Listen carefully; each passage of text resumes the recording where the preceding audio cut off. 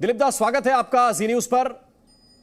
और मेरा पहला सवाल आपसे यही है, क्योंकि अभी अभी ये खबर मिल रही है कि पार्थ चटर्जी, जो आप लोग मांग कर रहे थे कि गिरफ्तारी होनी चाहिए, गिरफ्तारी हो गई, आप क्या कहेंगे? देखिए, ये तो बहुत पहले होना चाहिए था।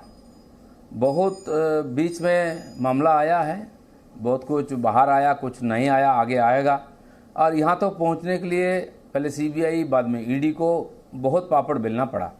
आपको मालूम होगा, 2 दिन पहले 21 तारीख को उनका वहाँ समावेश था। वहाँ चीफ मिनिस्टर खुद बोलती थी, हम ईडी से ना डरते हैं ना सीबीआई से डरते हैं, हमारा रेड पूरा सीधा है।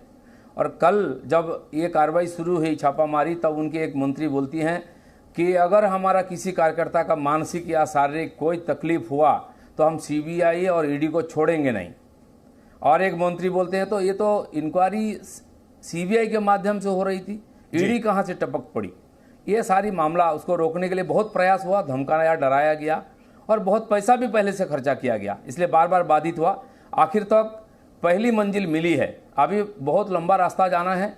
अभी ये जो आ रहा है संपत्तियों की ब्यौरा कि 21 करोड़, 21 नहीं 121 करोड़ भी हो सकता है, क्योंकि एक बॉडीगार्ड पुलिस कांस्टेबल, उनके एक डिस्ट्रिक्ट प्रेसिडेंट का बॉडीगार्ड का 150 करोड़ का प्रॉपर्टी अभी बरामद हुआ है जी। और इनकी जो फ्लैट्स का ब्यौरा आ रहा है, एक तो 3 फ्लैट्स आया, एक और महिला हैं जिनके साथ इनका पुराना संपर्क है, उनके नाम पर 10 फ्लैट्स है। मुझे लगता है 2-1 दिन वो भी आ जाएगा। ऐसे कई प्रॉपर्टी है, आम आदमी जानता है लेकिन हिम्मत नहीं किसी को बोलने का, क्योंकि उसको घर रहना जीना मुश्किल कर देंगे।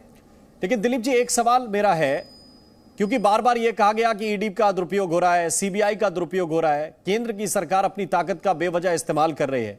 और यह बात सिर्फ पश्चिम बंगाल से नहीं, दिल्ली में भी यही बात विपक्षी दल साबित करने की कोशिश कर रहे थे। क्या यह कैश जो बरामद हुआ है, यह मुंह बंद करने के लिए काफी है? देखिए, ये सब जानते हैं, पब्लिक भी जानते हैं। हाँ, हाथ नहीं लगा था, लग गया है। काल तक बोला गया कि ये प्रतिहिंसा है। और देखिए, जो लोग जेल में वो लोग अभी बोल रहे हैं, मुझे लगता है कि ये इतना ही काफ़ी नहीं है। अब उनका बयान बदल गया है। उनके नेता बोल रहे हैं कि जो महिला है वो हमारी पार्टी से कोई उनके साथ संबंध नहीं है, जो पैसा है उसके साथ टीएमसी की कोई संबंध नहीं है।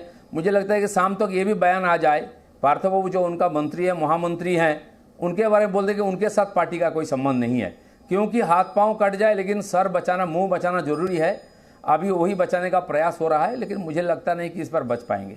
दिलीप जी, लेकिन एक वीडियो भी ट्वीट किया जा रहा है, बीजेपी के नेता ही ट्वीट कर रहे हैं, जिसमें ममता बनर्जी तारीफ कर रहे हैं अर्पिता मुखर्जी की। देखिए, सब है, उनके साथ फोटो देखिए। वो एक सामान्य मॉडलर है, मॉडलिंग करती हैं, और एक सामान्य है। उनका प्रोफाइल मुझे कोई भेजा फेसबुक का, 4-5 से ज़्यादा कभी लाइक नहीं हुआ उनके किसी फोटो का, अपने ही फोटो का। तो ऐसे ही व्यक्ति है, लेकिन उनकी महत्ता कितना है पार्टी के सामने आप समझ रहे हैं। क्यों उनकी तारीफ की जाती है, इतनी बड़ी सेल्टा दी है, पूरा घर छोड़ दिया पैसा रखने के लिए है। तो और सब ऐसे बहुत सारी घटना आएगी सामने, और धीरे धीरे मुझे लगता है कि अगर ईडी ना रुके तो बहुत सारा तथ्य मिलेगा।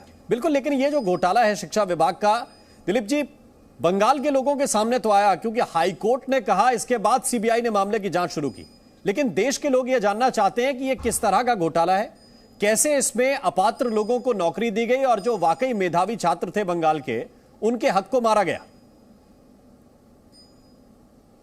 नहीं, वो जो इतना अनियमितता हुई है, अगर हम बताएंगे तो आपको आश्चर्य लगेगा, हमारे दर्शकों को आश्चर्य लगेगा। ऐसा भी होता है लोकतंत्र में, एक सरकार में पूरा लिस्ट ही बदल दी गई। वो जो परिषद अधिकारी, जो अभी शिक्षा प्रतिमंत्री बोला जाता है, जो वामफ्रंट के जमाने में भी खाद्य मंत्री रहे, उस समय 613 लोगों की अवैध रूप से नियुक्ति हुई थी, उसकी भी केस है। उस समय से उनके साथ उनका परिवार के 35 लोगों को नौकरी दी है उन्होंने, अपना ड्राइवर को भी सरकारी नौकरी दे दिए हैं। उनकी बेटी जो परीक्षा में शायद नहीं बैठी थी, वो फॉरवर्ड ब्लॉक के एमएलए थे, जैसे कि टीएमसी ज्वाइन किए और लिस्ट में 1 नंबर उनकी बेटी की नाम आ गई और उनकी नियुक्ति भी हो गई। अभी कोर्ट के आदेश पर उनकी नौकरी से उनको हटाया गया, जो 1 नंबर थी उसको दिया गया, और उनका सारा जो बकाया था वो सारा पैसा उन्होंने सूद समेत वसूली भी की और जमा भी किया सरकार को।